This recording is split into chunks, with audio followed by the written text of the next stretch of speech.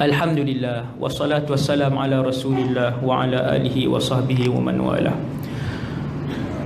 Allahumma barik lana fima baqiya min Ramadan. Ya Allah, berkatilah kehidupan kami dalam hari-hari yang berbaki dalam bulan Ramadan. Wa a'inna fihi 'ala siyam. Ya Allah, bantulah kami untuk berpuasa dalam bulan Ramadan. Wal qiyam, bantulah kami untuk mendirikan malam-malam Ramadan. Wa ghaddil basari wa hifzil lisan. Ya Allah, bantulah kami untuk menundukkan pandangan dan menjaga lidah sepanjang bulan Ramadan. Allahumma taqabbal minna siyamana wa salatana. Ya Allah, terimalah sembahyang kami, terimalah puasa kami. Ya Allah, ya Tuhan kami, terimalah bacaan Quran kami.